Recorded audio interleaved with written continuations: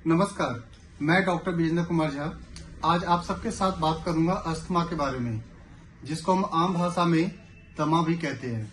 इसके बारे में आपने जरूर देखा होगा, सुना होगा। इसमें बेसिकली होता क्या है कि जिस व्यक्ति को ये दिक्कत होती है उसको सांस लेने में बहुत ज्यादा परेशानी होती है, सांस खींचना पड़ता है और साथ में बलगम भी बहुत निकलता है। तो ये होता क्यों है? बेसिकली ये जो हमारा रेस्पिरेटरी ट्रैक्ट है, जो लंग्स सबसे ज्यादा मेन रोल प्ले करता है, उसमें कहीं ना कहीं प्रॉब्लम्स आती है, जिसकी वजह से प्रॉब्लम आ जाती है अस्थमा की। तो जो लंग्स होता है, इसके अंदर में ब्रोंक्यूल्स होते हैं। जो ब्रोंक्यूल्स होते हैं वो जब वो सिकुड़ जाते हैं, चाहे वो इन्फेक्शन की वजह से या इन्फ्लामेशन की वजह से, जिसकी वजह से जो ब्रोंक्यूल्स के अंदर में एल्वुलाई होता है, जहां से ऑक्सीजन और कार्बन डाइऑक्साइड का एक्सचेंज होता है, तो वहां पे ठीक से नहीं हो पाता है। तो इसलिए उस शख्स को सांस को खींचना पड़ता है बहुत ज्यादा, और इन्फेक्शन की वजह से बलगम बहुत बनने लग जाता है। इसी कंडीशन को हम अस्थमा कहते हैं। अस्थमा होने के कारण क्या होते हैं, किन किन लोगों को ये दिक्कत हो सकती है? तो कई बार आपने देखा होगा छोटे छोटे बच्चों को भी अस्थमा की प्रॉब्लम होती है, बड़ों को भी होती है। तो छोटे छोटे बच्चों में क्या होता है कि जिन बच्चों को स्टार्टिंग में निमोनिया की शिकायत बहुत ज्यादा रहती है, उन्हीं को आगे जाकर के ब्रोंकाइटिस, और अगर वो ठीक से ट्रीटमेंट ना ले तो फिर वो अस्थमा में कन्वर्ट कर जाते हैं। या जिनकी फैमिली हिस्ट्री में बहुत ज्यादा प्रॉब्लम होती है, जिनकी फैमिली हिस्ट्री में रही होती है अस्थमा की, उनको होने के बहुत ज्यादा चांसेस होते हैं। या जो लोग बहुत ज्यादा स्मोकिंग करते हैं, उनको अस्थमा होने के चांसेस रहते हैं। या जो लोग बहुत ज्यादा पॉल्यूशन वाले एरिया में रहते हैं, या फिर ज्यादातर जिनका काम डस्ट वाले एरिया में होता है, उनको ये दिक्कत आ सकती है।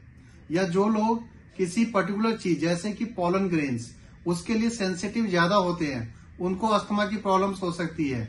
या जब मौसम बदलता है उसमें भी ये दिक्कत ज्यादा बढ़ जाती है। या जहां पे बहुत ज्यादा ठंडी रहती है, वहां पे अस्थमा की दिक्कत ज्यादा होने के चांसेस रहते हैं। तो ये तो थी प्रॉब्लम की किन किन वजहों से अस्थमा की दिक्कत हो सकती है। अब इसमें प्रॉब्लम क्या आती है, सिम्टम्स क्या आते हैं? तो सबसे जो मेन सिम्टम होता है, उस व्यक्ति को सांस लेने में बहुत ज्यादा परेशानी होती है। उसको ऐसा लगता है जैसे उसको सांस खींचना पड़ रहा है, नॉर्मल सांस नहीं आती है। इसके साथ साथ में बहुत ज्यादा बलगम निकलता है, कफ बहुत ज्यादा होता है। चेस्ट से बिल्कुल ही सीटी जैसी आवाज आने लग जाती है।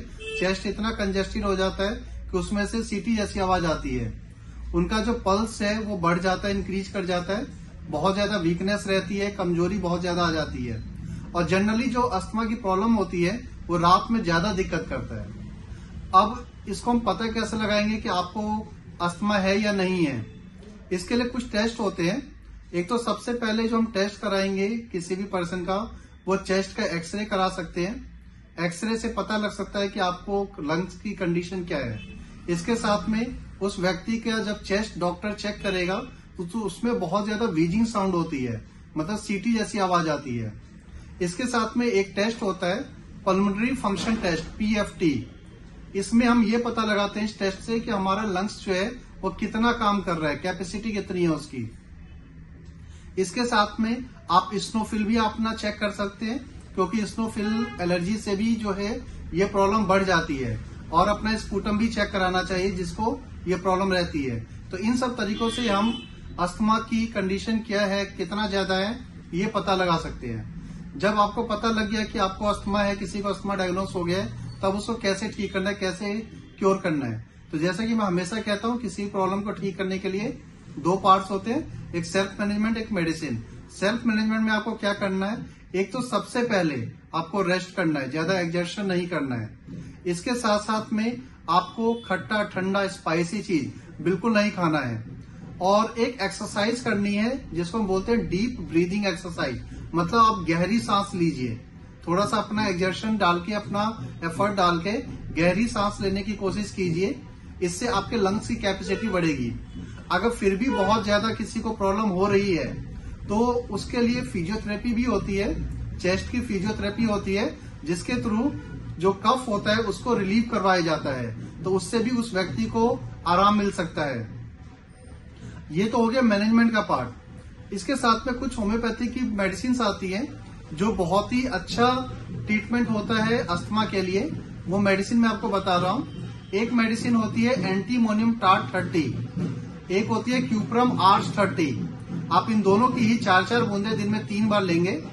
और एक मेडिसिन होती है ब्लाटा ओरिएंटालिस मदर टिंचर और स्पॉन्जिया मदर टिंचर। इन दोनों को ही आप आधे कप गर्म पानी में 10-10 बूंदे डाल के दिन में 3 बार लेंगे। इससे आप देखेंगे कुछ ही समय में आपका जो अस्थमा है ठीक होने लग जाएगा।